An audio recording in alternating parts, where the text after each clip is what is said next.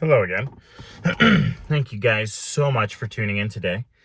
We are on quite the adventure with Tom Swift and his submarine boat.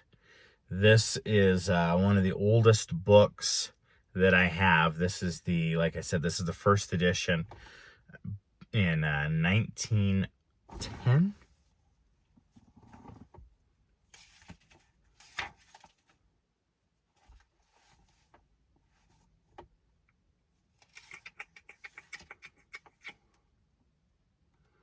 Yep, 1910.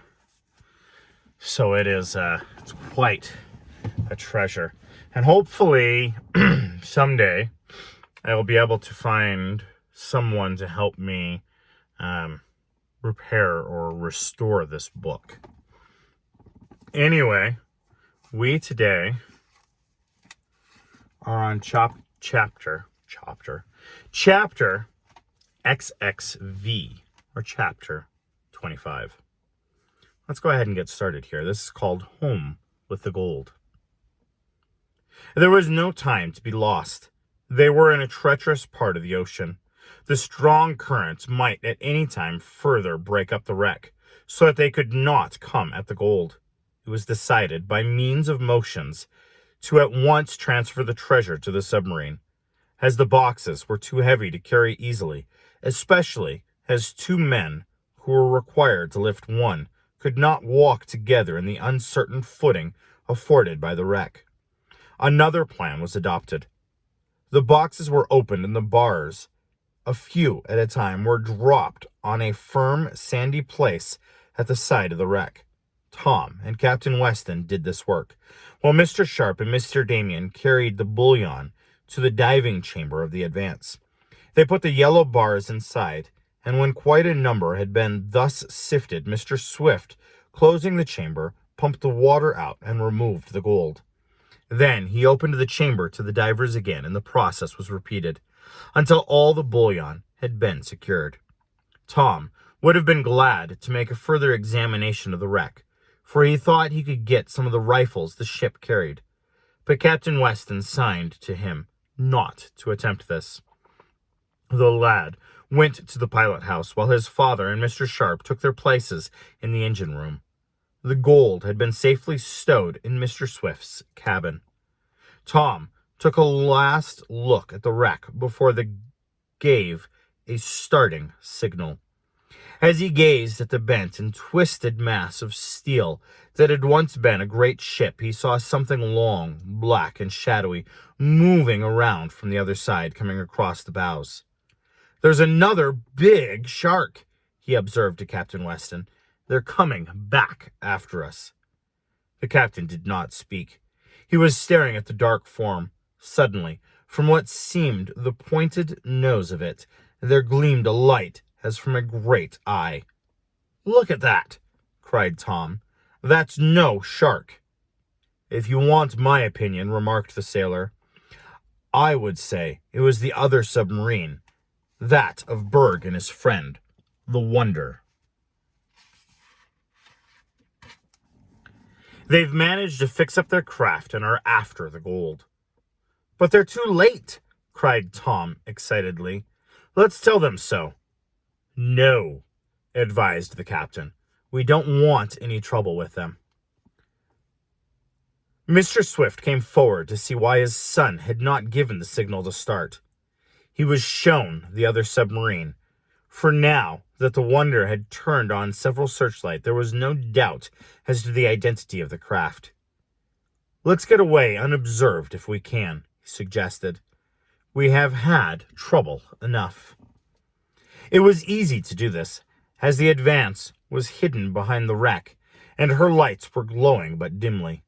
Then, too, those in the other submarine were so excited over finding of what they supposed was the wreck containing the treasure that they paid little attention to anything else.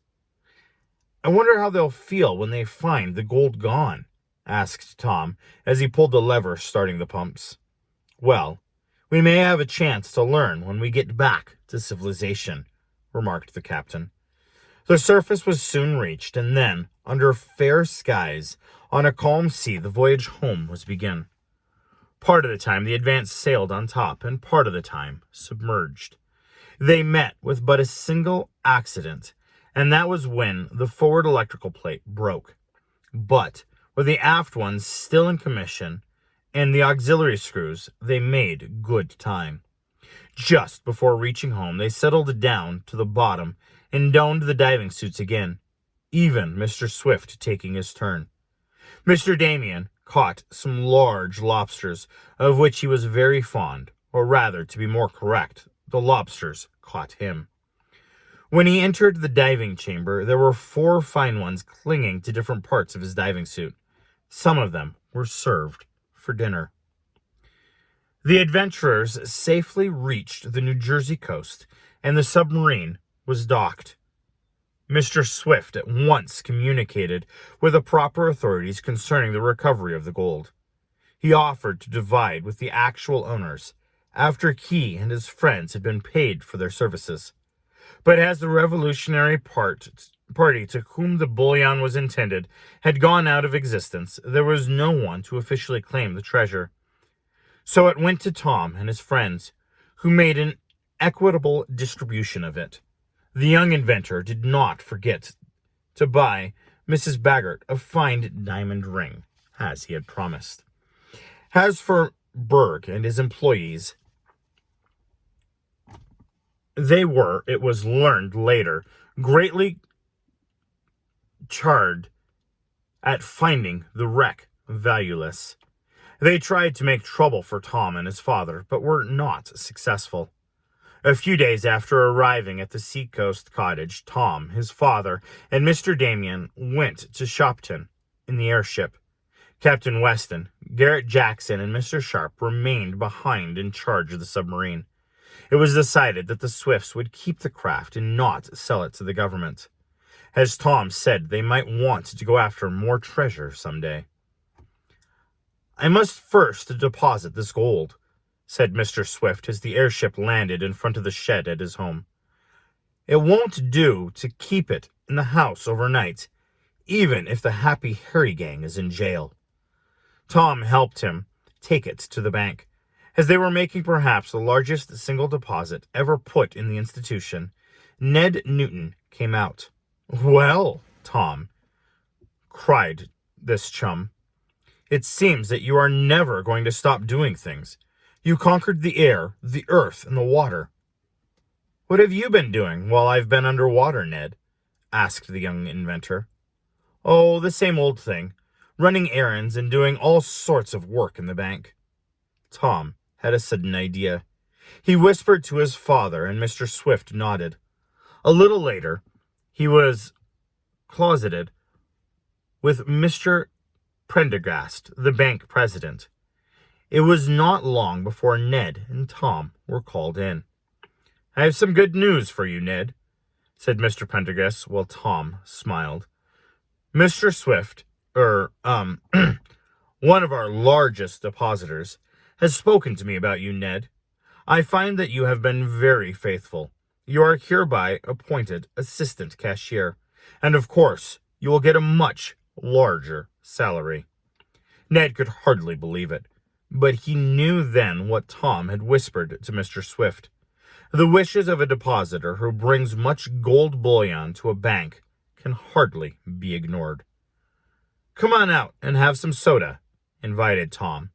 And when Ned looked inquiringly at the president, the latter nodded an assent. As the two lads were crossing the street to a drugstore, something whizzed past them, nearly running them down. "What sort of an auto was that?" cried Tom. "That?